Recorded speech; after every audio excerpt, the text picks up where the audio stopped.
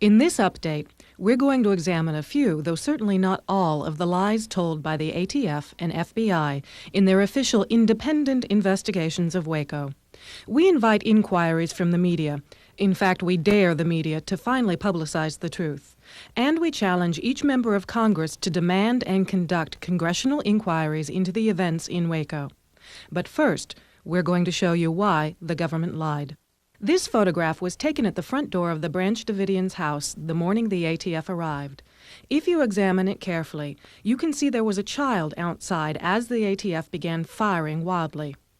The features of the child in the photograph were deliberately blurred by someone to prevent recognition. This alteration can be seen by the naked eye examining a print from the negative. The alteration is more proof of the depths to which people have stooped in covering up the truth about what happened that day. The child has been identified as probably being Cyrus Koresh, David Koresh's 8-year-old little boy. After the raid, these agents were captured on film running with a small body to an ambulance. If these agents were carrying an adult, you would see legs or some part of the body extending below or beyond the agents themselves. Other children were killed that day, too, as a helicopter fired down into the house. Annetta Richards, one of the grandmothers who came out with the children, told the world that she and the children had been fired down upon by the helicopters. Children who left Mount Carmel the day after the raid drew pictures for the psychiatrists who interviewed them. And then as I asked her, is there anything else? She took her crayon and went, and I asked what that was, and she said that was bullets.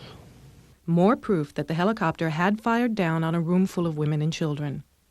Dick DeGuerin, the attorney who entered Mount Carmel during the siege, also said he saw the room and bullet holes where a helicopter had sprayed the roof of the home, killing a nursing mother and children in the room. Unfortunately, he didn't share this information with the public until after the fire, nor did his former college classmate from Baylor University, FBI Director William Sessions. And in the tape-recorded conversations between the Branch Davidians and the McLennan County Sheriff's deputy, known as the 911 tapes, the Branch Davidians frequently refer to the helicopters firing in on them from overhead, and they are clearly terrified of them. Their chopper with more of them. What?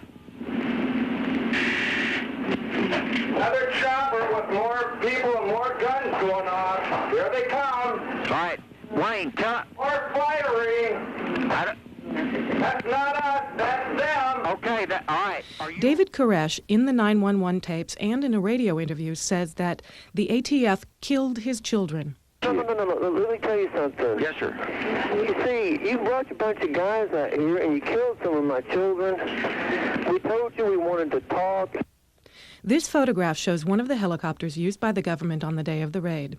This helicopter has a .308 machine gun mounted in the doorway. Notice the words United States Army on the tail, contrary to the government's claims that the 3 helicopters at Waco were unarmed National Guard helicopters. Remember how government officials frequently told us that the Branch Davidians were abusing the children, as if this raid was for the children? What impressed me is that the Bureau time after time asked Koresh for some evidence that the children were okay. He sent in, the Bureau sent in videotapes asking Koresh to do something to prove that the children were okay. Negotiators consistently asked that the children be sent out. We did not receive verification that the children were okay. The report admits that Janet Reno lied when she told us that David Koresh had refused to send out videotapes showing the condition of the children. It says, that night the Davidians sent out a videotape of the children in the compound. The negotiators' log shows that when the tape was reviewed, there was concern that if the tape were released to the media, Koresh would gain much sympathy. These 2 men, Olaitan Oyatumbi and Gary Spalding, drove day and night from South Bend, Indiana to bring baby food and chicken feed requested by the Branch Davidians to Mount Carmel. As you can see, they were very peaceful. Yet they were arrested. Their crime? Bringing baby food to Mount Carmel. This occurred only 3 days before Janet Reno claimed that the government assault with tanks was out of concern for the children. In these scenes from the day of the fire, shown in Waco the Big Lie, you can see that a tank was over the outdoor underground tunnel for more than 2 hours that morning. You can see agents getting in and out of those tanks over the underground bunker. And you can see that smoke was pouring from the underground bunker less than 5 minutes before a tank smashed the end of the house. The tank collapsed the house down onto the trap door to the underground bunker. Anyone in that bunker was trapped. No one in the house would be able to run to the safety of the bunker to escape the deadly gas and flames. Autopsies showed that many children died of blunt trauma. On the Maury Povich show, Coroner Rodney Crowe told how those children died. 3 children had blunt force trauma, but it was from the falling concrete in the bunker that fell on them. There's an opening in the top of the bunker, 8 feet approximately in diameter, and large chunks of concrete fell on these people. 21 of them died of gunshot wounds, and the rest died of smoke inhalation and, of course, suffocation due to being buried in debris when the bunker collapsed. So now we know why the Treasury Department, the White House, and ATF and Department of Justice were so desperately lying to us all along. We were told every day that this raid, the gassing, the attack on the house, and the destruction of evidence had all been because of concerns for the children. We had concerns for the children. The big lie continues. The ATF is under the direct control of the Treasury Department. As head of the Treasury Department, Lloyd Benson would be ultimately responsible for any wrongdoing by ATF. Yet it was Benson who chose the so-called independent investigators. Each of the 3 so-called independent investigators Benson chose had been involved directly in the planning, execution, or cover-up of the police firebombing of the headquarters of a group called MOVE in Philadelphia that resulted in the fiery deaths of MOVE members in a situation similar to Waco.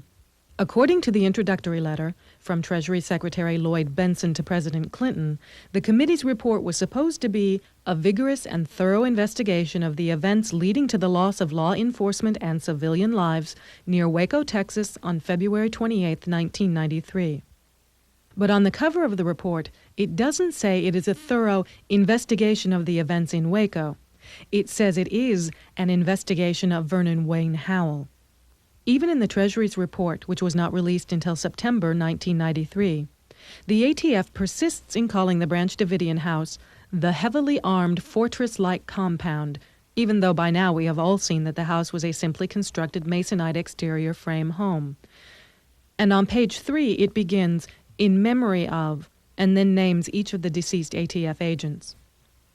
There doesn't seem to be any question of whether this was going to be an independent or vigorous and thorough investigation of the events on February 28, 1993.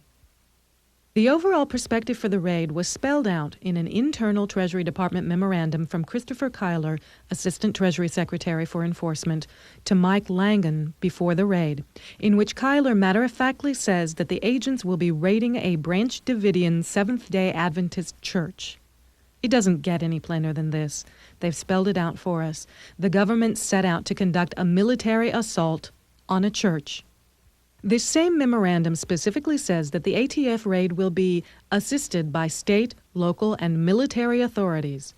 Again, spelling it out for us, every level of government participated in this military terroristic attack on a church full of 140 men, women, and children. The results of the supposedly independent investigation, known as the Treasury Report, were released September 29, 1993. It berated ATF leadership for failing to cancel the raid when they knew the ATF had lost the element of surprise. ATF Director Stephen Higgins and others were forced to resign, with full pensions. The ATF tried to make it seem that they were admitting error by blaming leaders for losing the element of surprise.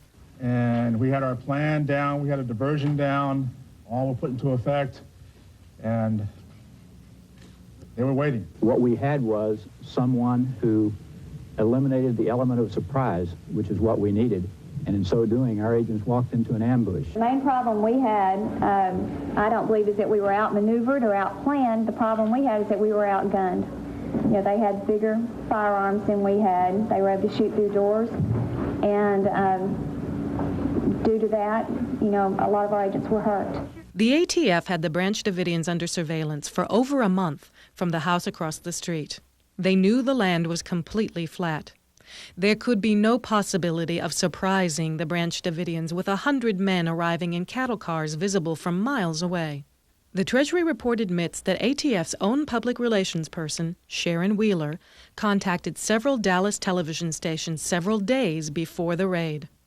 The lie that the ATF lost the element of surprise was aided by the media while showing us this very edited piece of footage of the first day of the raid, over and over, as an announcer would say, the ATF was met with a hail of gunfire. And just in case you somehow hadn't heard the ATF claim that the Branch Davidians were waiting for the ATF, within a week after Mount Carmel was burned to the ground, NBC television aired the government's official propaganda as a movie, showing Branch Davidians at all the windows with guns waiting for the ATF to arrive. If you have doubts that this was propaganda, consider that the Treasury report repeatedly states that U.S. Army Special Forces planned the raid and trained the agents. The ATF raid leader is former Special Forces, and even advisors to the independent investigators included Delta Force Special Forces. Then, get a copy of this Army Psychological Operations Training Manual, a how-to on propaganda that says that making a movie is an important element of military occupation. Another lie told by ATF in the official report says, on Wednesday, February 24th, ATF rescheduled its raid from Monday, March 1st to Sunday, February 28th, because it expected the Tribune-Herald to publish its Sinful Messiah series on Sunday. The warrants were signed on February 25th and expired on February 28th, the day the raid took place. The raid was never moved up a day, and these warrants weren't filed with the court until March 1st either. The ATF is lying when it claims they lost the element of surprise, and the ATF is lying when it says it moved the raid up a day so as not to lose the element of surprise. So were the Branch Davidians waiting for them, or is that a lie too? John McLemore is a reporter for KWTX Channel 10 television in Waco, Texas. Both he and cameraman Dan Maloney were present at Mount Carmel on February 28th, the day ATF raided Mount Carmel, and they claim to have filmed the scenes of the initial raid.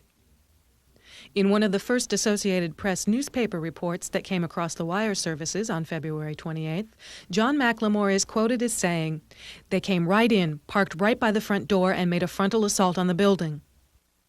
Another article across the AP wires on February 28th said that, according to witnesses, federal agents hid in livestock trailers as they drove up to the compound.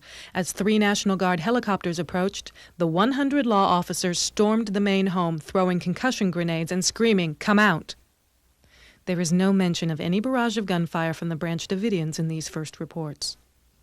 And in actuality, the Branch Davidians reacted the way any American would react when his home was broken into by armed terrorists. They first called the police. They dialed 911. 911, what's your emergency? There are 75 men around our building. Okay, just a moment. In the tape recordings of these conversations, we can hear the fear and distress of Wayne Martin as he says, "Yeah, tell them there are children and women in here and to call it off." Brad Branch, a Davidian who was also interviewed by phone, described it this way. When they jumped out, David opened the door and put his hand out and says, "Now hold on, we have women and children in here." And bullets started hitting the door and all through the foyer, and that's when we slammed the door. The Treasury report also says Koresh appeared at the front door and yelled, "What's going on?" From that statement in the report, we have an admission by ATF that Koresh came to the door. The Treasury report next claims that the agents identified themselves, stated they had a warrant, and yelled, "Freeze" and "Get down." Examining the official report for plans for the raid, there is absolutely no plan for any agent to first knock at the door or announce the agent's presence. The ATF planned the entire raid using dynamic entry teams, who were to burst through the front door, underground bus, and upstairs windows simultaneously. David Koresh, in an interview with CNN, said it happened like this. They started firing at me. And so what happened was that I fell back in the door and the bullets started coming through the door. And so then what happened was some of the young men and stuff started firing on them. And I was already hollering. I was saying, "Go away." I was hollering, "Go away. There's women and children here. Let's talk." The Treasury report next says, But Koresh slammed the door before the agents could reach it. Gunfire from inside the compound burst through the door. The force of the gunfire was so great that the door bowed outward. Then gunfire erupted from virtually every window in the front of the compound. This photograph, taken by a Waco Tribune-Herald reporter, proves that all of these claims in the Treasury report are absolute lies. Since the door is still cracked open, it obviously was never bowed outward from the force of shots inside, which would have slammed the door shut before any bowing could occur. If any shots had been fired from inside, the exit holes of the bullets would have split and chipped paint and the outside of the door. The holes in the door are neat and uniform and are obviously holes made by bullets shot from outside by ATF.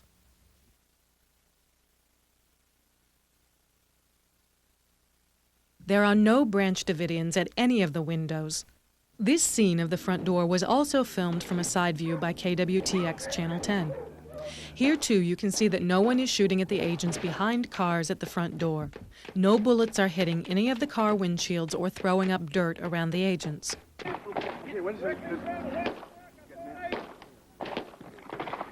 In additional footage of the initial raid that was released through the media, we see the agents climbing the ladders to the roof on the side of the house. These agents were supposed to be on the roof within 33 seconds after arrival, according to the plan.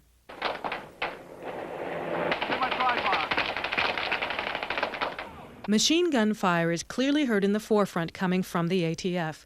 ATF agents yell, "Too much live fire," telling their agents to quit firing wildly.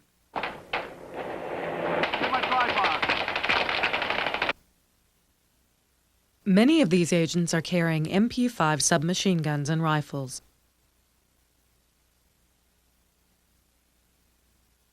Notice that no one is shooting at these agents either as they climb the ladders.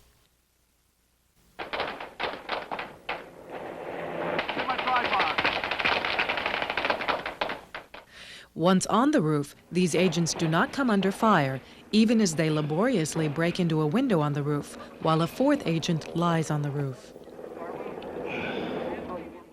Listen carefully to the background sounds as we watch this again. A helicopter is close overhead, but there is a cut in the film from a close shot to a wide shot, and the helicopter sounds change abruptly. The ATF has claimed none of its helicopters had guns that day, but in each segment where a helicopter approached the house, we also found a cut in the tape footage.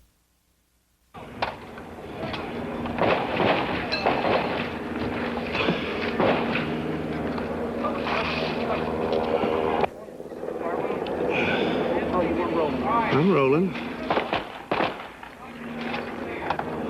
Don't turn the camera off. Go back to the car and give me another tape then.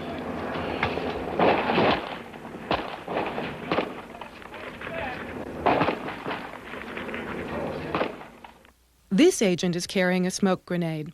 He has already drawn his 9mm handgun before he goes in the window. Notice that he is also carrying grenades on a belt on his leg. The agents toss smoke grenades into the room before they enter the window.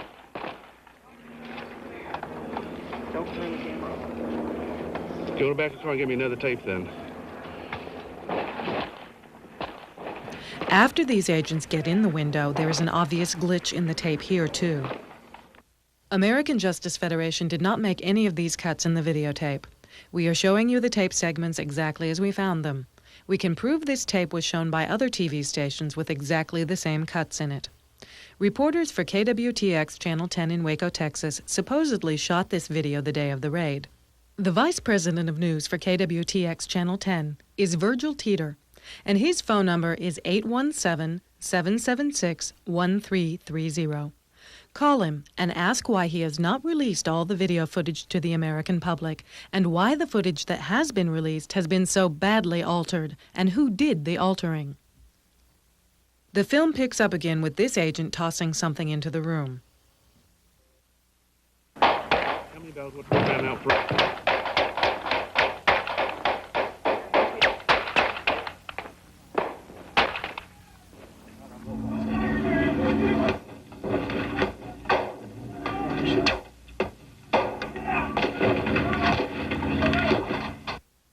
Now in Waco the Big Lie, we showed you how this agent first tosses a grenade into the room.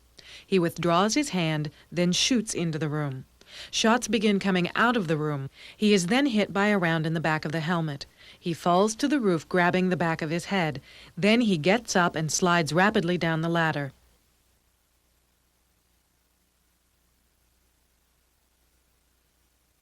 One of the problems with this tape footage is that the sounds do not coincide with what can be seen.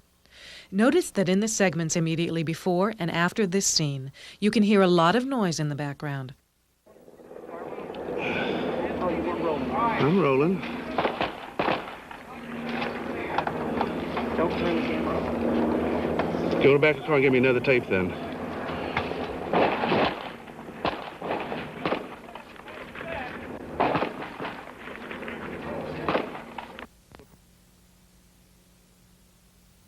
How many dollars would that now?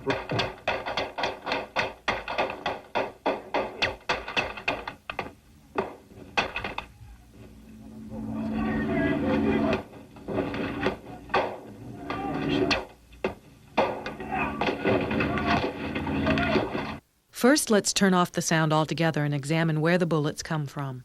The agent tosses a grenade. He pulls back the curtain and fires into the room. Then shot 1 comes from inside the room. Shot number 2 comes from overhead. Numbers 3 and 4 come from inside the room. Number 5 makes 3 holes at once from the inside. 6 goes up from inside.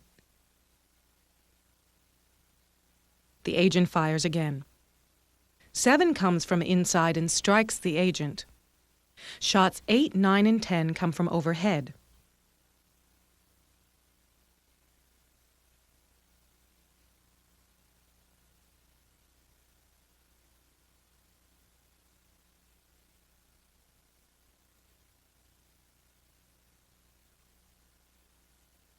$11 and $12 come from inside. 13 comes from out in the yard.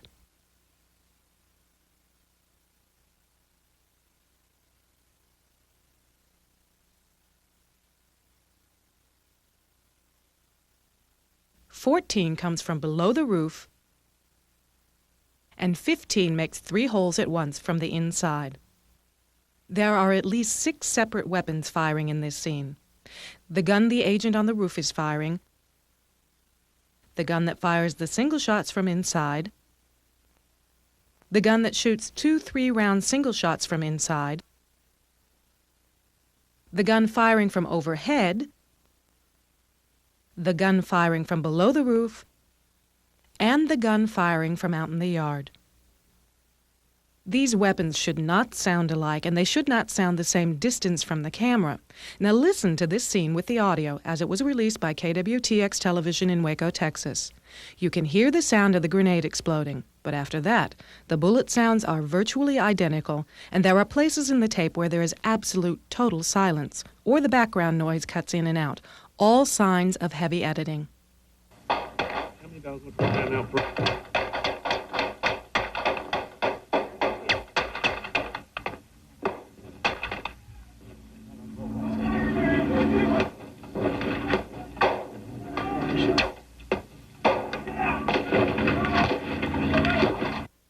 In this 3D computer wire illustration, you can see the trajectory of bullets 2, 8, 9, and 10 from overhead, showing that the bullets came from almost directly above.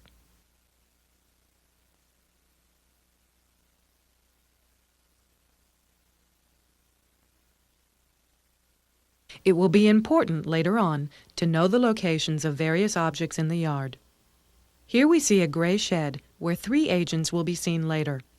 This is a blue tarp covering equipment near the house. These are storage tanks out in the yard. One of the Branch Davidians' buildings was a high tower located here. The camera filming all these scenes was located approximately here, way out in the yard, using a long telephoto lens. On March 5th, the ATF released a detailed story to the Dallas Morning News, complete with diagrams and descriptions of where the 4 agents who were killed had died. ATF's story and diagrams showed that all 3 of the agents who had gone in that window had died inside that room.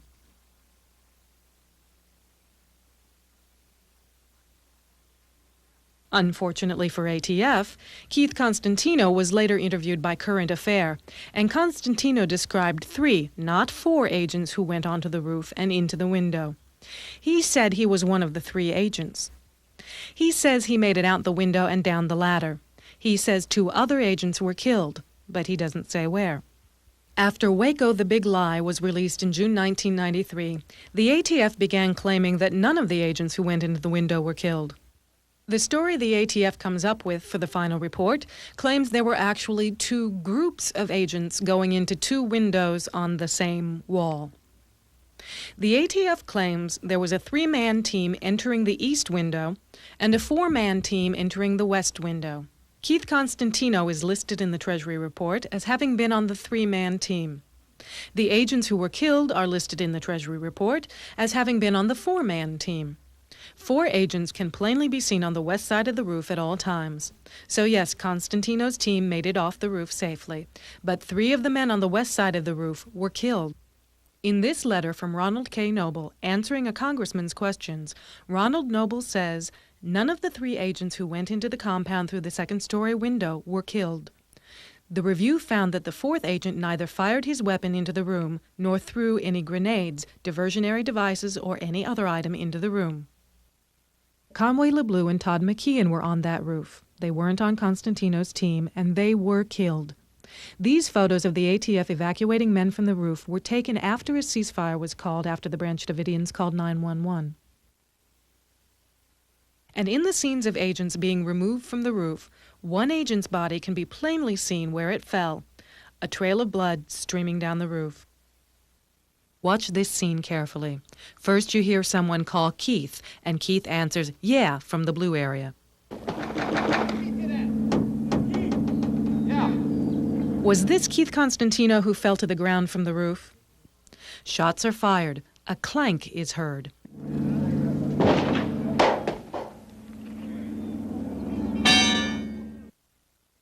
Notice that there had been a pry bar on the roof a few minutes earlier, and that this clank could have been the result of this pry bar being knocked off the roof by an agent getting out of the window.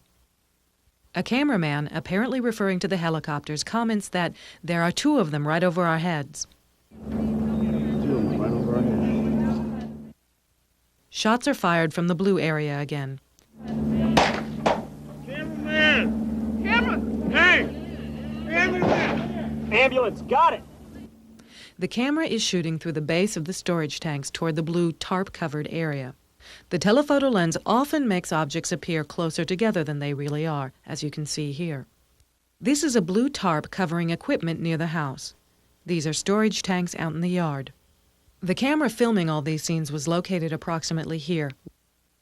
The other agents you saw earlier were located here, climbing up ladders on this side of the house. This agent, shown where he was shot down on the roof, was probably shot by his own men from below.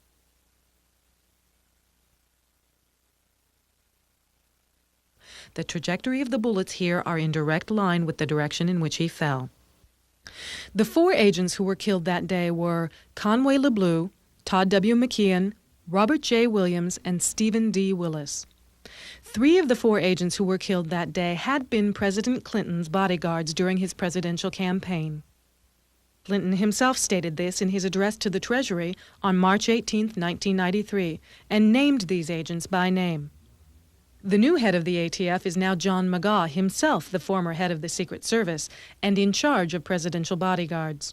2 of the agents who were killed that day, Todd McKeon and Conway LeBleu, had appeared 18 months prior to the raid on the television program 48 Hours in a segment about the ATF. In the official report, all of the agents who were killed have an asterisk next to their names in the report. The asterisk means that none of these agents was treated at a hospital, but instead all were treated by a private physician. Not only did these agents have multiple wounds, but 3 of them had virtually identical wounds, a shot to the left temple that exited through the rear of the head, professional execution style. The autopsy on one of these agents also says a bullet fragment consistent with a 7.62 round was removed. A 7.62 NATO round is the same bullet fired by the machine gun in the helicopter you saw earlier. It would appear that someone in the government wanted to be certain these men were real dead. The autopsy notes that one of the agents suffered a deadly wound to the throat and a cut lip, which the coroner's notes attribute to an attempted field tracheotomy. Yet at trial, Nizam Pirwani, the doctor in charge of the autopsies of these agents, said this was a bullet hole. Interestingly, this particular coroner has been sued numerous times for such things as leaving a person on the table for an hour and a half before realizing the person was alive, and losing a woman's larynx, the portion of the neck most crucial to the strangulation death he was investigating.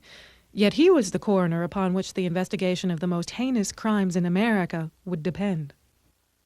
It gets worse.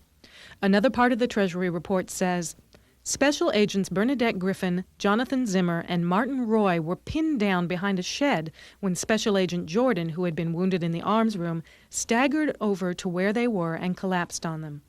Special Agent Griffin discovered that Jordan's arm was bleeding profusely. She elevated his arm and compressed the wound with her hand until the ceasefire 90 minutes later. These are the scenes that the ATF report was supposedly just describing. These agents aren't pinned down behind a shed, and they are not dodging bullets either. The agent on the ground is half in, half out of a body bag. He did not stagger to that position from any place wearing a body bag, and he is laying there stone cold, unattended by anyone in this scene. The other agents are merely trying to hide him from the camera. According to the final report, agents from the Dallas and Houston SRTs were supposed to enter the front door and clear the chapel.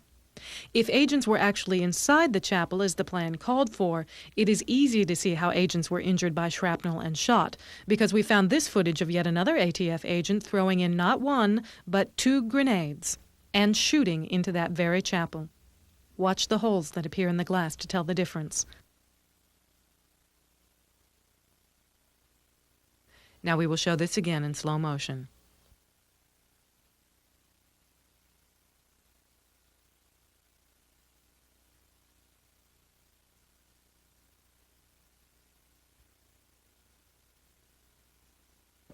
Many of the injuries the ATF received that day were shrapnel wounds.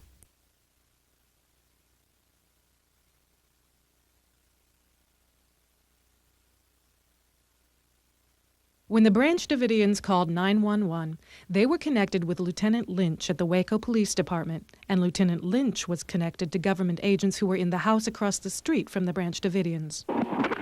This Lynch. Hello? Hello? 275 men circling. Hello?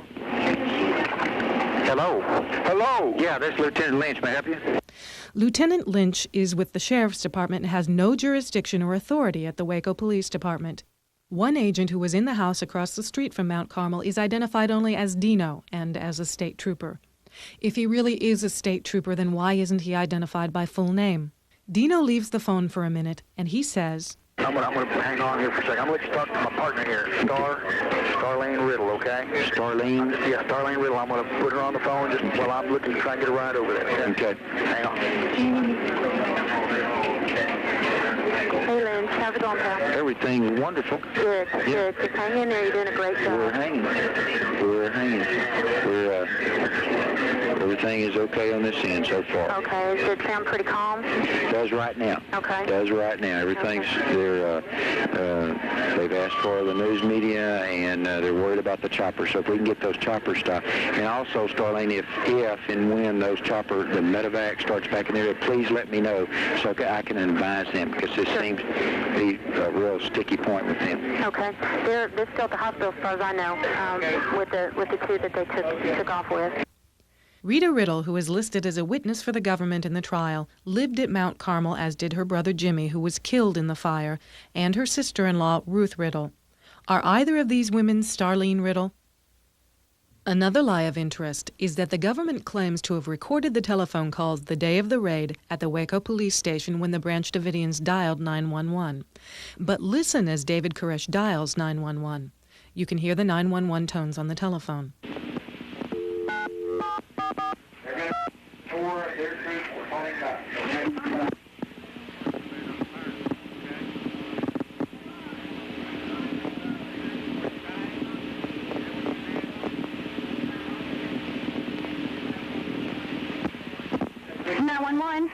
Just a minute. David Koresh here. Just a moment. Okay. Here's David. The police station didn't record this when the call came in. This recording could only have come from a tap on David Koresh's phone line. There was no warrant to tap the Branch Davidians' telephone. This is a violation of Federal Law 18 U.S.C. 2510, and yet another lie. Mike Schroeder, along with Woody Kendricks and Norman Allison, had gone to work the morning of the raid and heard about the raid on the radio. They quickly tried to return home. They were stopped at the roadblock that had been set up by state troopers. Obviously, they would have been searched before these troopers would allow them to enter, and if they were presenting any sort of threat, the troopers would have arrested them on the spot. Instead, the troopers allowed them to pass the roadblock and walk towards home. Mike Schroeder never made it. He was shot 7 times in the back. He wasn't even on the Branch Davidian property. He was some 300 yards away. His autopsy describes his wounds as having been made from distant sniper shots. However, the official ATF report claims that ATF agents approached the men and identified themselves, and that the 3 men began firing at ATF. Doesn't this sound familiar by now? The account we have just provided is from an account written by the government's own agent in the probable cause affidavit filed against Woody Kendricks and Norman Allison, who were indicted by the government for conspiracy to commit murder. Yet the report released to the news media by the ATF and the ATF's official report still claim that these men were trying to shoot their way out of Mount Carmel. Mike's wife and child were inside the house. He had been trying to go home when he was killed. Mike Schroeder's body was left outside for 5 days before it was retrieved with a grappling hook and carried off in a helicopter like a side of beef on a meat hook. In reading the report, each time the ATF is criticized for something it did not do but should have done, it appears to be merely a cover-up of what they did in fact do. Examples. The ATF is criticized for losing the element of surprise, which we have seen was not even an issue. The ATF is criticized for not using customs helicopters, who could have provided better communications and the ability to fire from the helicopter.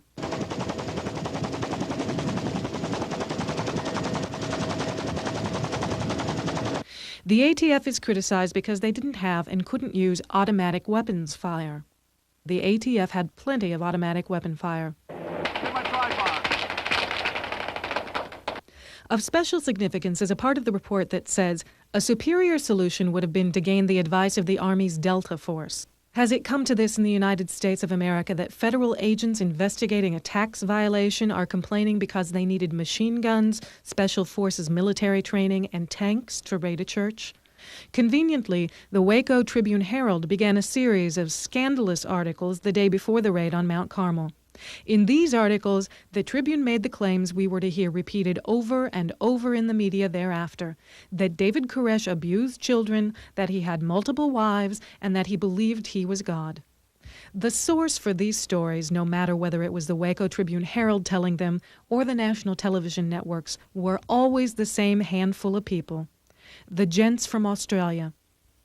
The Toms from Australia. Victorine Hollingsworth from England had been inside Mount Carmel during the siege. Surprisingly, she was allowed to leave Mount Carmel and return to England while the siege was still going on. Robin Bunns is a former Branch Davidian member who had a child by David Koresh. This child would be Koresh's only known surviving heir, standing to inherit Koresh's sizable estate.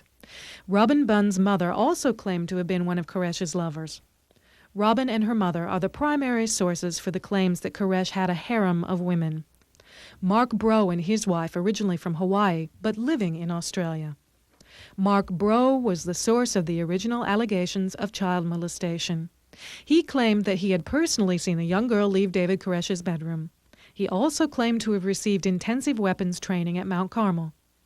Mark Bro is legally blind and has been legally blind for a long time. David Jewell, whose ex-wife Sherry was inside Mount Carmel, became active in supporting allegations of child abuse when Mark Bro volunteered to help him get custody of his daughter, Carrie Jewell, by testifying at a custody battle hearing. These were the people that we saw over and over in the media as support for the government stories that the Branch Davidians were some evil cult. Mark Bro is the person who contacted the State Department and the Cult Awareness Network and relayed his allegations. Cult Awareness Network, known by its initials CAN, targets religious groups around the world for hate campaigns in the media. CAN members always make the same allegations against each group they attack. perverted sex, child abuse, and brainwashing. It reads like a worn-out script. It has been repeated so many times against so many different groups. CAN receives funding through the Anti-Defamation League.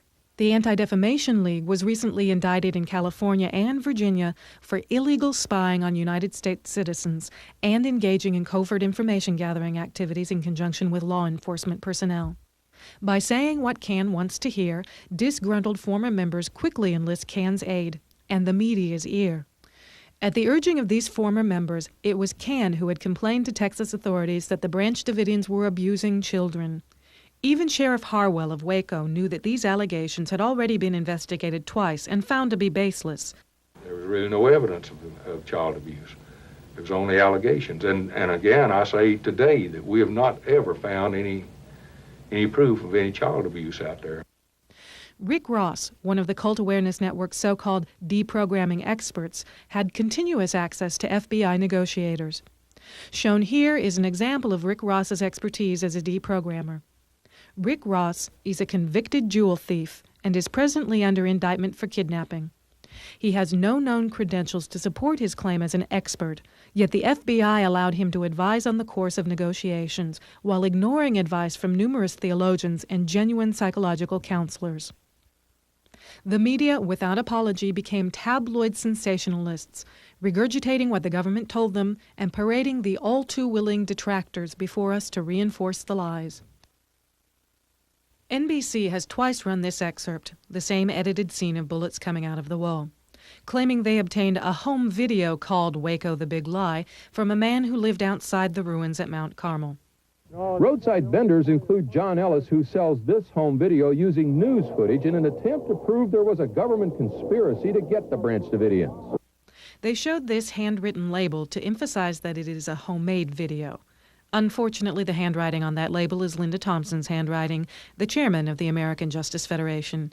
She handwrote the label when she sent a copy of the tape to NBC, the day American Justice Federation finished the tape. This proves that NBC had the tape since June, and not only has refused to show it, but is instead committing fraud to discredit it. Not only do we have press that cooperates with the government and lies to us, we found 3 instances where unlawful force, including deadly force, was used at Waco by the government to keep the press out. On the day of the raid, an unidentified reporter was beaten. Get that camera out of here! Get out of here! I need help! I am! Move! Go! This is an inexcusable and illegal abuse of the right of the free press. And why would the ATF risk beating this reporter in this manner? We can later see the body of an agent in a truck. This is the same body and truck that were later filmed leaving Mount Carmel in scenes shown on the news. What is interesting, however, is that there don't appear to be any other cars in the area as there were after the raid, so the time this scene was filmed is important to learning when this agent really died. When Linda Thompson was leaving the press area in Waco, she was stopped at one of the roadblocks and detained by this ATF agent, who kept an MP5 submachine gun, his finger on the trigger, pointed at her head in the car. She snapped this picture and hid the film before the ATF agent illegally searched the car. Another example of how the government deals with the free press that aren't handpicked to tell you lies. And if the Branch Davidians, after being fired upon by helicopters, having their windows broken in, grenades thrown into their home, and ATF agents firing upon their children did finally fire back, they have Texas law on their side, which says, Texas Penal Code, Subchapter C, Article 9.31, Self-Defense. The use of force to resist an arrest or search is justified if, before the actor offers any resistance, the peace officer uses or attempts to use greater force than necessary to make the arrest or search, and when and to the degree the actor reasonably believes the force is immediately necessary to protect himself against the peace officer's use of or attempted use of greater force than necessary. The FBI quickly moved in to seal Mount Carmel from the world. Before the day ended, an armored personnel carrier was brought in, and the Branch Davidians' communications were quickly cut off, making sure the world would not know the Branch Davidian side of things. The FBI had no warrant allowing them to block any communications whatsoever, yet the Branch Davidians' phone lines were immediately cut off and routed directly to the FBI. This is a felony under Title 18 of the United States Code, Section 2511. The FBI knew the Branch Davidians had ham radio and CB equipment and jammed these communications illegally as well. Media was kept 2 miles away, and the only news the world would hear would be the official story told by Agent Bob Ricks of the FBI at a press conference each day at 10:30 a.m. in Waco, attended only by the press that the FBI allowed to enter. The Department of Justice report admits many of the things that millions of Americans saw with their own eyes in Waco, the Big Lie, a videotape produced by the American Justice Federation about what happened in Waco. The Department of Justice report admits that the Branch Davidians were tortured for 51 days and their property systematically destroyed.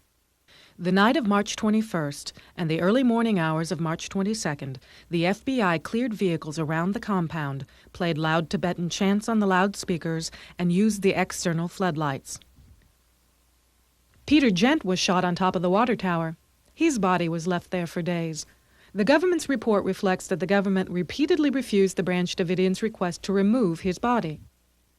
The report admits that while we were being told the Branch Davidians wouldn't come out, the Branch Davidians were being told by the FBI that they could not come out.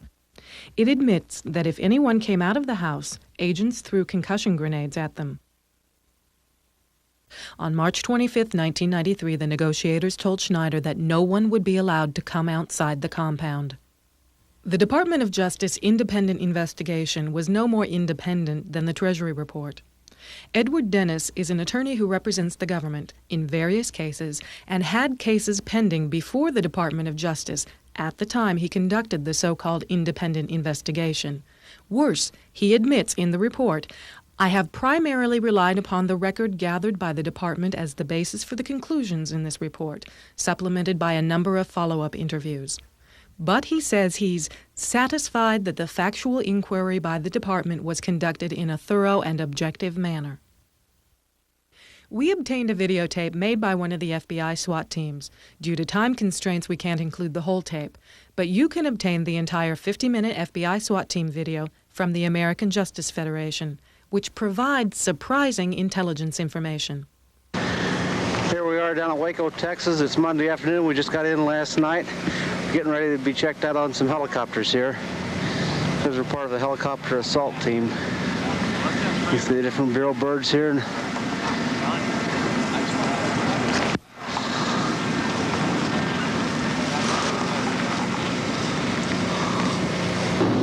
Camera, the thing's on. What kind of a camera? I wonder why I couldn't see anything. We're a big goddamn trouble, boy. Yeah. Had the cap on. Here we are. Waco, Texas, baby. Waco, Texas, Helicopter City, getting ready to go out on an operation here. Yeah. Training mission. You wave for the folks back home there, boys. Hello from Waco. Good morning, Vietnam. See another one of the birds getting ready to go up. We're going up with an 8-man team. 4 people in each bird.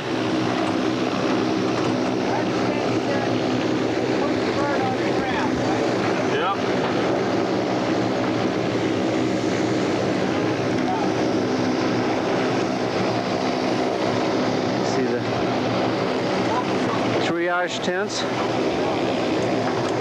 medevac point here. Yeah, in a second I'm going to get a long shot of Satellite City down there.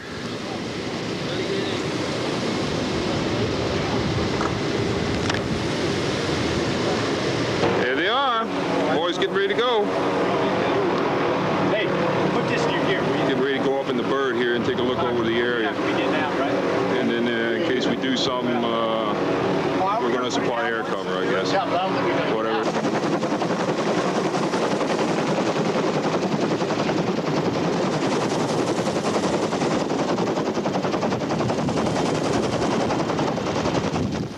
Was the FBI posture one of concern for the children? We found this candid interview with an FBI agent the morning of the fire particularly insightful. Quite a specimen, I tell you.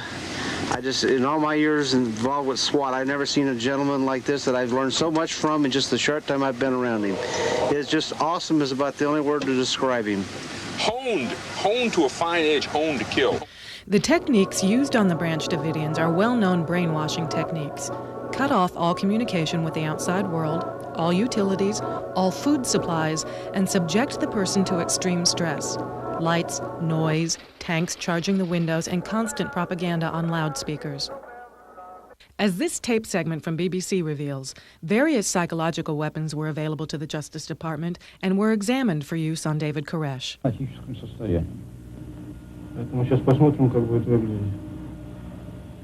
Two Russian psychologists have been brought in from Moscow to demonstrate a technique for analyzing the human mind and then influencing it. The concept is that with an understanding of an individual's mind, key words transmitted in music or white noise will force that person to obey. The FBI examined the system to use against David Koresh at Waco in Texas. CNN said. And they use some intangible tools, analysis of voice patterns, deviant behavior analysis, different kinds of tools that allow them to develop their confidence with the person they're dealing with. In November, Janet Reno was a speaker at a secret conference on this type of mind control weapon and other so-called non-lethal weapons, including weapons such as laser guns designed to blind, extremely low-level sound waves that can cause violent debilitation, and microwave radiation weapons. This in the United States of America. How many of these weapons were actually tested on the Branch Davidians? The FBI SWAT team video captured the sounds of one of these psychological warfare devices. Here we are, it's Wednesday afternoon. We're here at the Y intersection. It's a checkpoint at the Y. 3. It's Agent Meredith.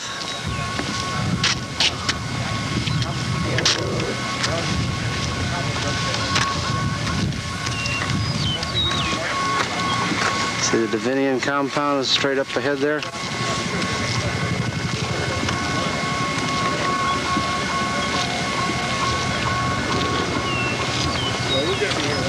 Tell everybody what that noise is? Now, I don't know if you can hear the noise on this tape, but that's some of the noise being made up there by the compound.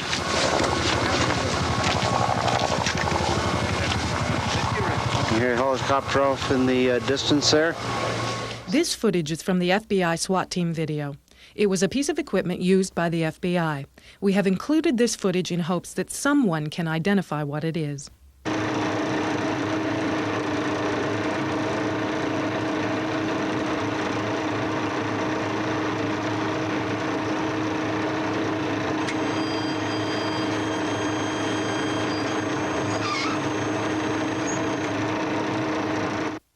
Let's watch that again in slow motion.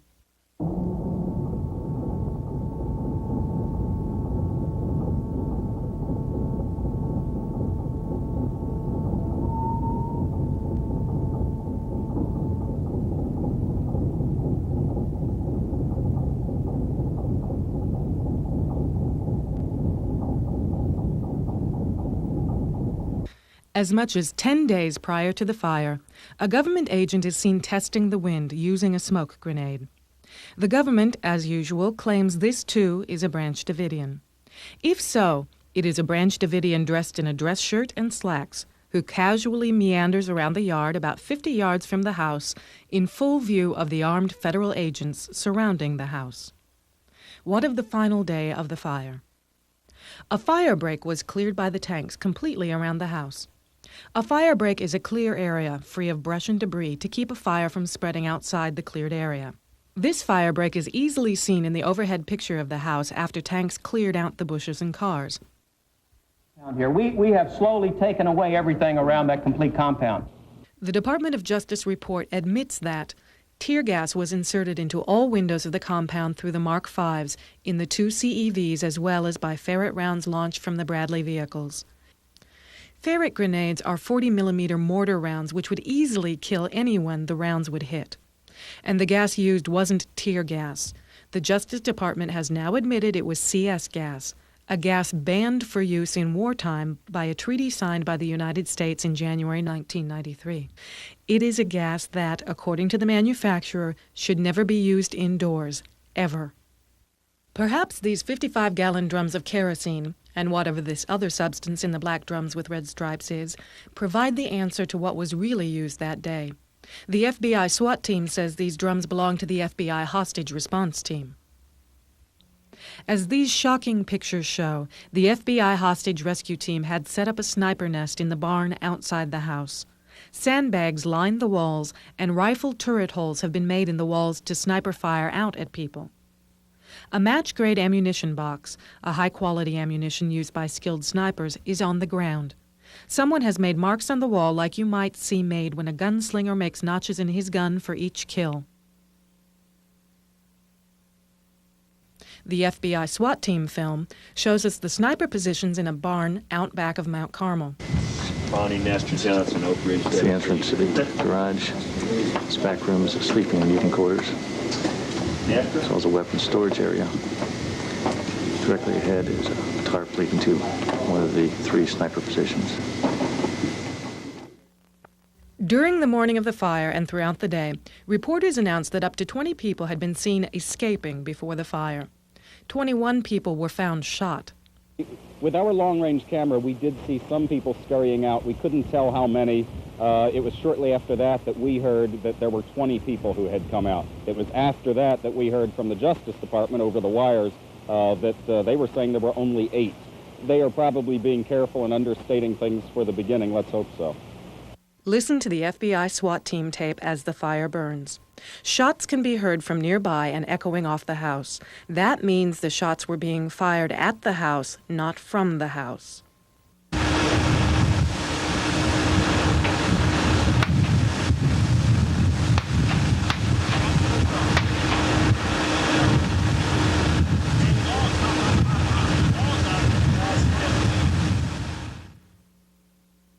One reporter heard a gunshot in the distance, which can clearly be heard on camera, too. Did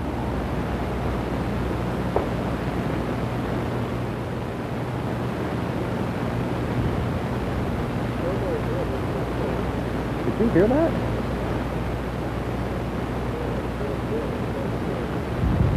I don't know.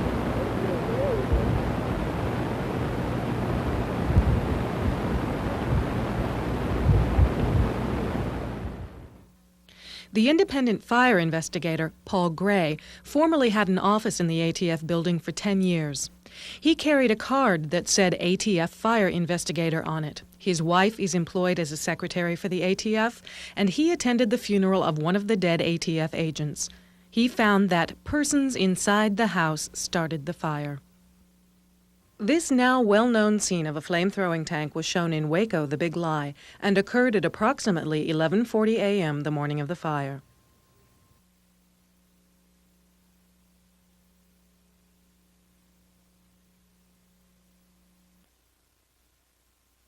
Another tank is around back of the house shortly after the flame-throwing tank was seen out front. You can see flames coming from this tank, too.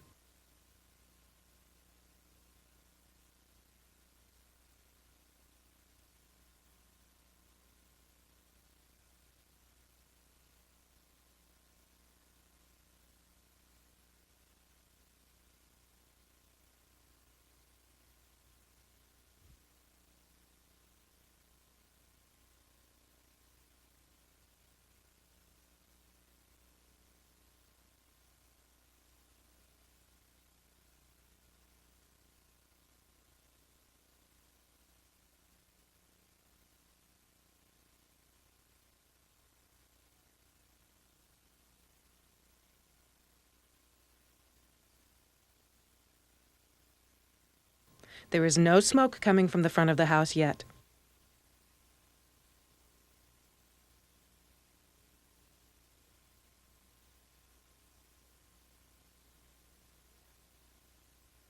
Shortly afterwards, smoke is seen coming from the back wall where the flame-throwing tank had been a few minutes earlier. White smoke billows from around the tank in back. Soon the entire back is engulfed in smoke.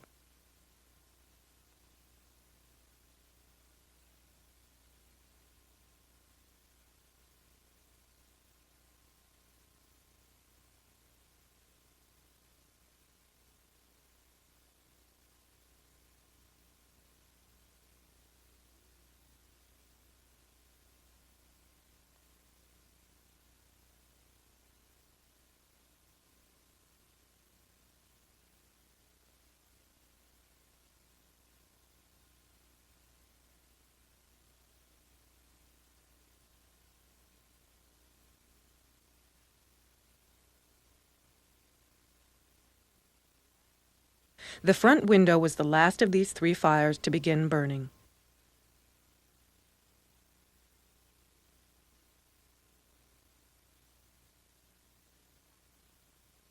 At the same time as fire was already breaking out in the back of the house, as you just saw, a tank was at the front door. As this tank backs out, flame can be seen shooting from the front of it.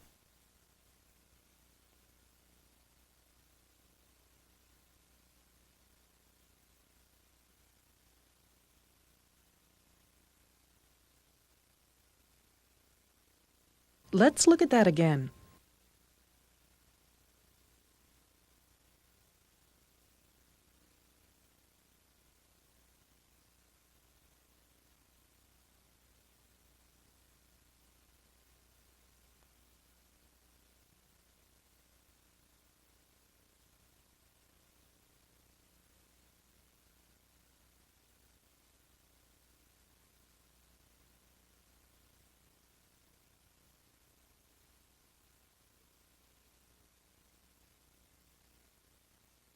The tank then goes to the side.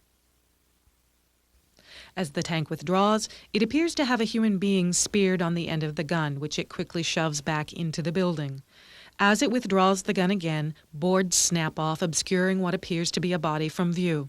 Notice, however, that the board and the back of the body, or whatever it is, are on fire. We'll show that again.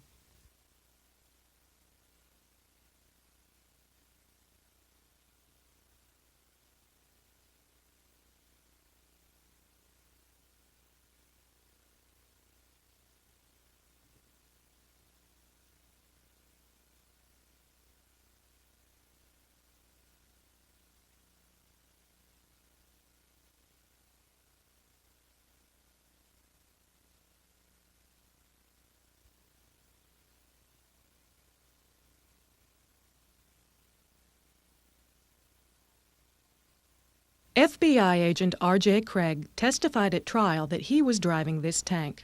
Not surprisingly, he's also the person who claims to have seen a Branch Davidian inside start the fire. In an interview conducted by a private individual at the ruins of Mount Carmel with one of the men who was driving a tank the day of the fire, the tank driver said he saw what appeared to be an FBI agent inside the house. Tell me what happened the day of the Mount Carmel fire. Well, the guard got the orders early in the morning, actually the evening of the 16th, that we were to come down here to mobilize. In the morning of the 19th, as you all know, we started a bombardment by the orders of the Attorney General and the FBI and ATF, saying that this had to be taken immediately. Their story was they were supposed to help these people out and save as many as they can. I'm going to have to get this right up here because the wind's blowing it so hard. The orders were to, of course, shoot tear gas into the buildings. We were supposed to hit it from 4 corners of the compound, and after we hit the water, there was a sign about, I guess it was about 11-something that morning when we saw the fire start at one of the southeast corners, and we saw somebody wearing a black outfit similar to ATF and FBI, but we can't say what it was. Did you see the letters FBI on it by any chance? What I saw, letters which looked like it, is all I can tell you, because you're looking from a little porthole, and after that, it was just amazing. The whole thing just went up. Both the interviewer and the tank driver's identities are known to us, but we are keeping that information confidential for their safety. At trial, an FBI hostage response team agent, Kenneth Lancaster, claimed to have seen a Branch Davidian who looked like Elvis. Perhaps he was referring to this agent on the roof. Lettering is barely discernible on the back of his jacket. He also has a device of some kind larger than a gas mask. As he jumps down from the roof and walks away, his head and hair appear quite tall from the fireproof Nomex hood he was wearing.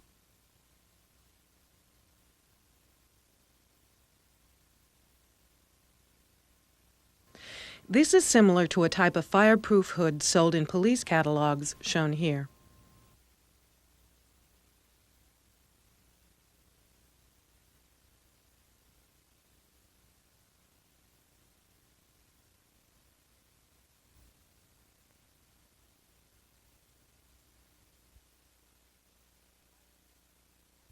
As the fire burns, watch as this tank backs out and the area above the gun simultaneously begins to burn.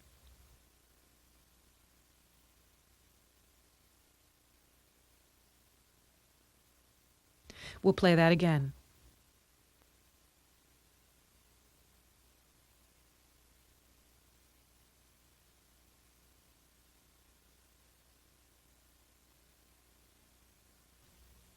A tank can be seen through the trees, shooting flames to light a portion of the building that isn't burning. Let's look at that again in slow motion.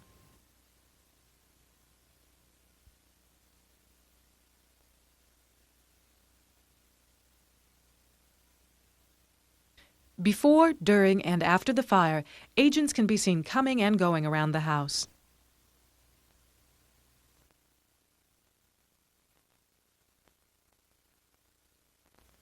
The Justice Department referred only to combat engineer vehicles, called CEVs, when asked to explain the flame-throwing tanks last October. Janet Reno said that CEV-1 and CEV-2 had no flame-throwing equipment and had been inspected by the investigators. She neglected to mention that the Justice Department report says CEV-2 broke down, and the team of that vehicle obtained another CEV which was not equipped for tear gas. It fails to mention what it was equipped with, though. And the report doesn't mention at all the other tanks and CEVs and equipment they were carrying that day either. This is a picture of an M67 flame-throwing tank from Jane's Armor and Artillery 1979-80 edition, which military experts have identified as one of the types of tanks present that day. One of the characteristics of this tank is that it has a fake barrel extension on the end of the gun to disguise the flamethrower. This tank, parked alongside the ruins after the fire, seems to fit the bill. It has had a bulldozer blade and a boom arm attached to it. Notice the charring on the front, too.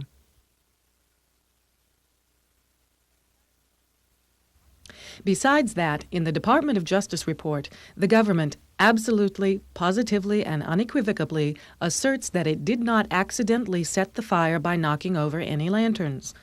Someone was certainly worried that the public was learning the truth. The government was taking a serious beating from public outrage after WACO, the Big Lie, was released. And we've seen an example of police state America in what happened at WACO when they used flame-throwing tanks and CS gas against American citizens, which is against the United States law.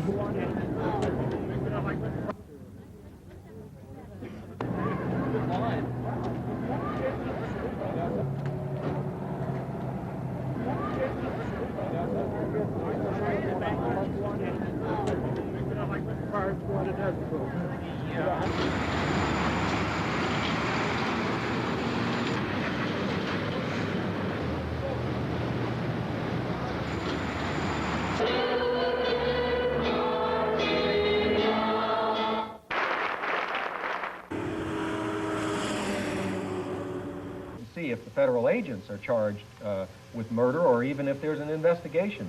Let me let people know that we will have a complete showing as soon as we go off the air. Stand Up America, this is Dave Frank, and welcome. Going in the senator's office to inform the senator of the facts.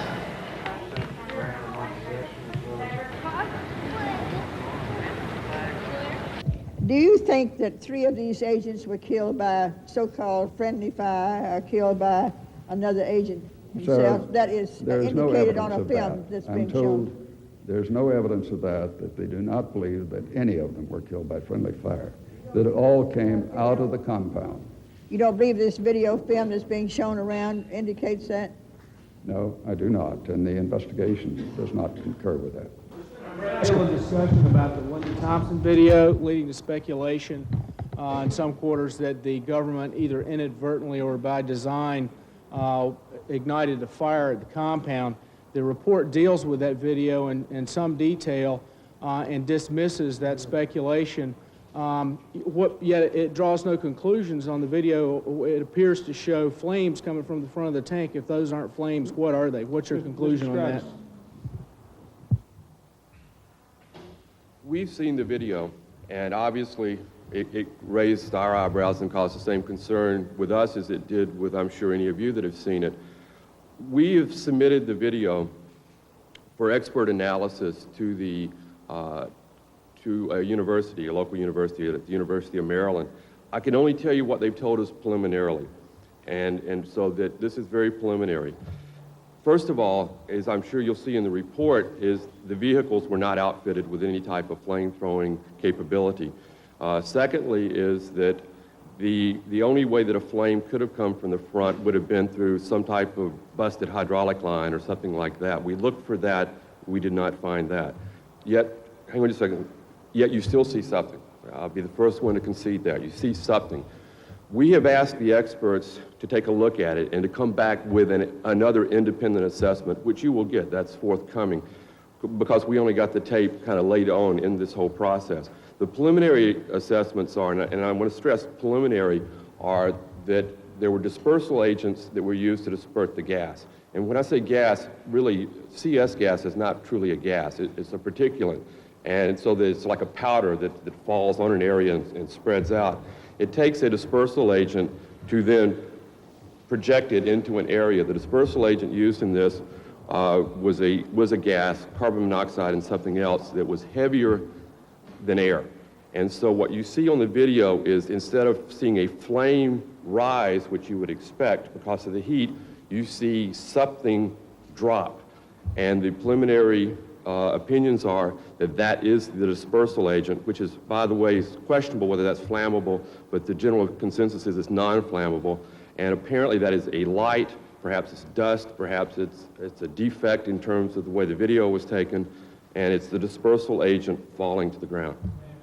Yes, sir. Some people in R&D, military sources I've showed that video to, have told me that that's not a conventional vehicle, that it was, to use their words, jury-rigged at Fort Hood for the express mission at hand in Waco. That's generally true. Is that correct? It was, it's a boom that was rigged. There were two vehicles. It was CEV, Combat Engineering Vehicle 1 and 2. CEV-1 was rigged with a boom to be able to insert gas into the second level, CEV-1 into the first level. Were there any safety parameters and performance standards established for that vehicle before it was taken to the site? I'm not sure how to answer your question on that one. I mean, did this boom in any way alter the vehicle's already known safety standards?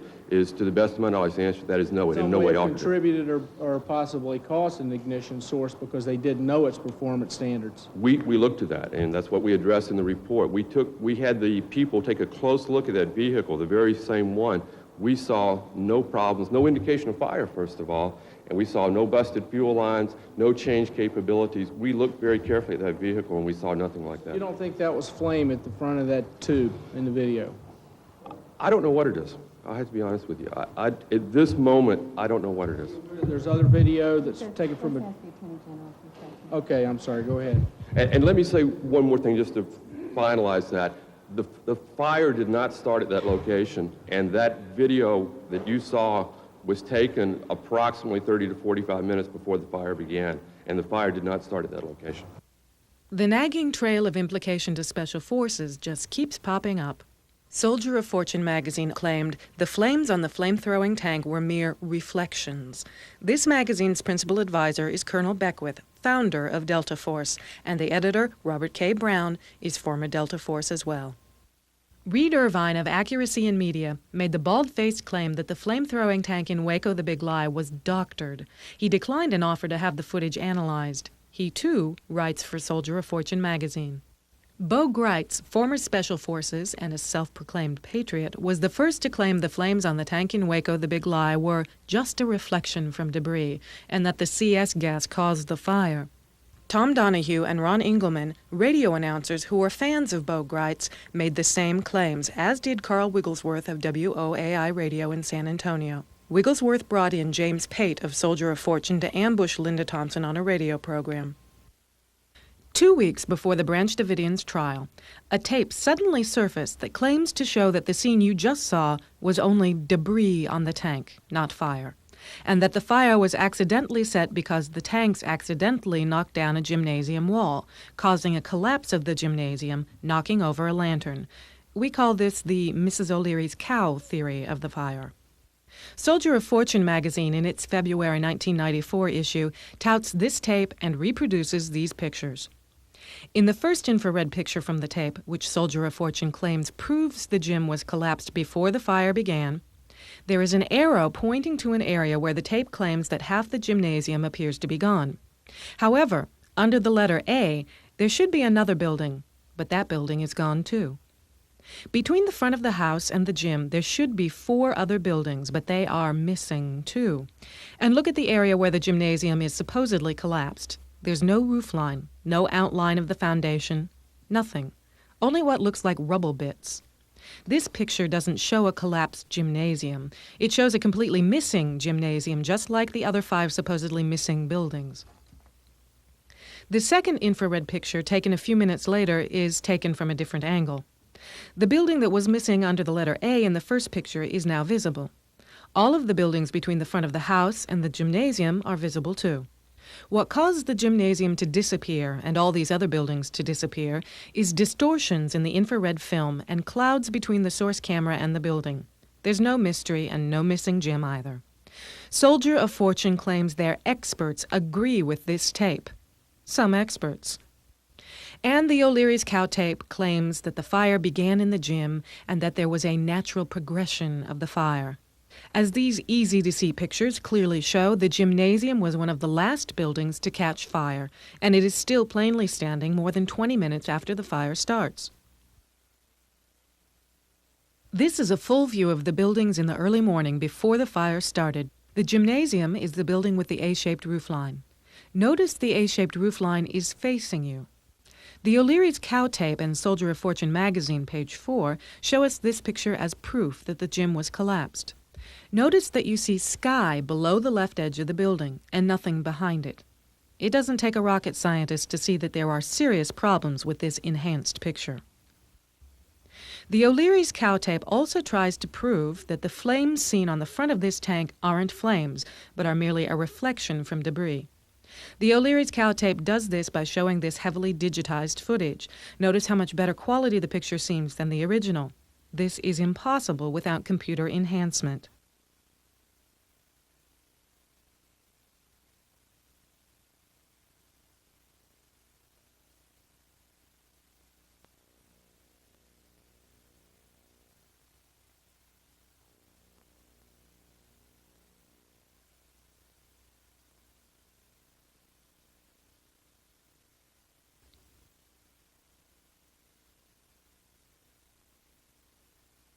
The source for the pictures publicly admitted that he had digitized the pictures. Even in the O'Leary's cow tape digitized picture, though, the flame can be seen while the tank is still in shadow. No reflection can create a light source in shadow. And better yet, the government's infrared pictures show a tank out in the yard at exactly the right time that plainly has a bright, hot spot across the entire end. Like fire, maybe?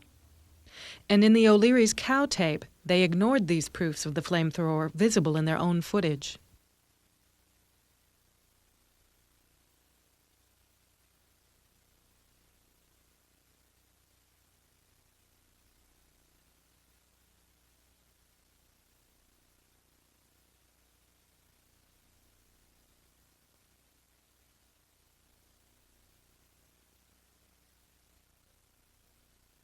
So who has a motive to cover up here? Some congressmen tried to get answers after WACO the Big Lie came out. They were assured that there was no direct military involvement in the siege. It is illegal to use military against U.S. citizens under the Posse Comitatus Act, 18 U.S.C. 1385. These answers to congressmen claim that military equipment, training, and support may be provided to law enforcement under another law, 10 U.S.C. 372. However, even this law forbids active participation by the military. The replies these congressmen received were assurances that there was no direct military involvement, and that no Army equipment was loaned with operable weapons systems. Active Army forces did not operate helicopters, tanks, or other armored vehicles, nor were such forces actively or directly involved in actual law enforcement operations. No one but an experienced member of the military could have fired these mortar shots in this pattern. Shown here is one of those so-called inoperable weapons systems, delivering one of those 40-millimeter rounds. The FBI SWAT team video shows this Marine with an FBI agent. We're just here to help.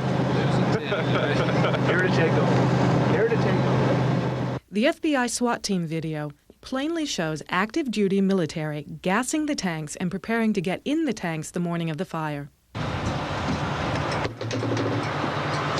Here we are refueling the Bear Adleys.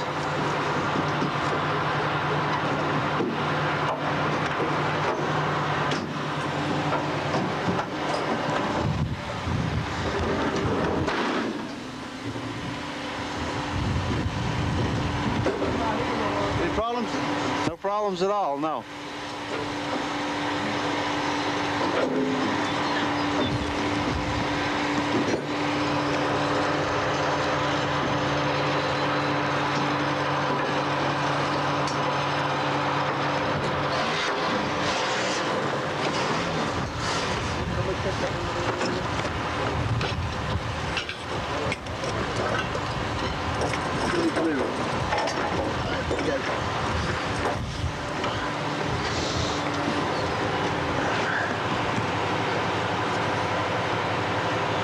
Here you see the back of the Bradley.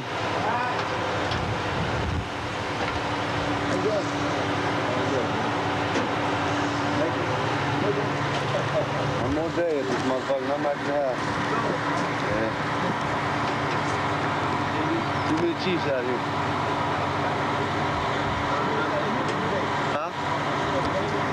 And here, active duty military are plainly flying the FBI helicopter and Army evacuation helicopters. We're going up with an 8-man team, 4 people in each bird.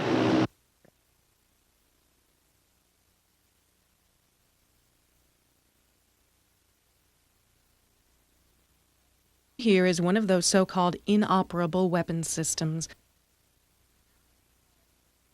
After the fire, we have several scenes that show active duty military emerging from the tanks. Many are wearing dark maroon berets, just like those consulting 7th Army Special Forces from Fort Bragg wear.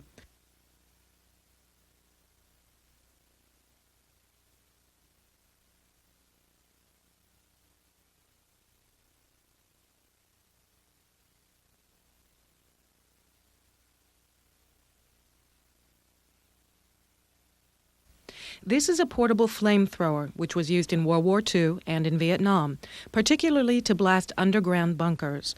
The tanks are worn on the agents' backs, similar to what can be seen in these pictures during the siege at Waco.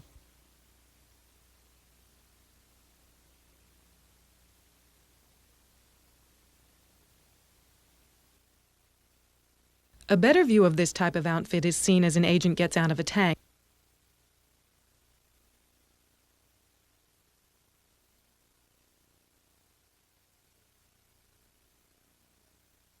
The camera cut away here, but when it returned, the agent is being assisted by another agent.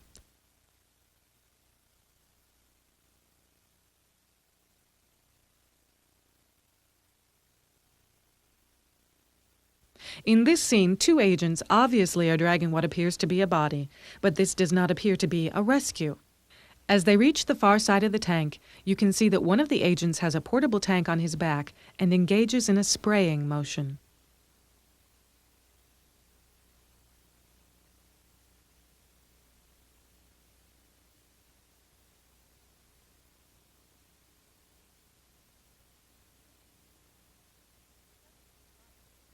Suddenly, fire flares up. This is a thermite bomb. Variations are known as incendiary grenades. It explodes on impact and burns with extremely high, intense heat made of either phosphorus or magnesium. After the fire is nearly out at Mount Carmel, agents approach the concrete building that used to be inside the house. An explosion can be heard and flames and smoke erupt from the concrete building. Notice that the agents don't take cover or run away as they would if this had been an unexpected explosion. In any crime scene, great care is ordinarily taken to preserve evidence, yet during the fire at Mount Carmel, tanks constantly pushed debris into the fire. Afterwards, the entire area was bulldozed and all the underground tunnels were filled in. And continuing to show the same careful regard for the preservation of evidence as demonstrated earlier, and with a total lack of respect for the humanity lost at Mount Carmel, an agent relieves himself in the ashes beneath one of the tanks that was used to destroy the Branch Davidians.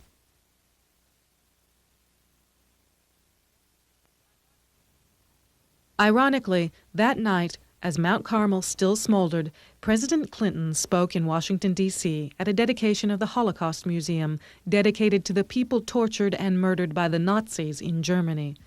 It is especially ironic that the Branch Davidians were attacked the same day, 50 years later, that the Nazis had attacked the Warsaw Ghetto in Germany. And it was 50 years to the day after the Nazis burned the Warsaw Ghetto that Mount Carmel was burned to the ground. As Bill Clinton commemorated the memorial, he said, "The Holocaust began when the most civilized country of its day unleashed unprecedented acts of cruelty and hatred abetted by perversions of science, philosophy, and law. A culture which produced Goethe, Schiller, and Beethoven, then brought forth Hitler and Himmler, the merciless hordes who themselves were educated as others who were educated stood by and did nothing. Millions died for who they were, how they worshiped, what they believed, and who they loved." Was he talking about Nazi Germany, or was he talking about Waco, Texas in 1993?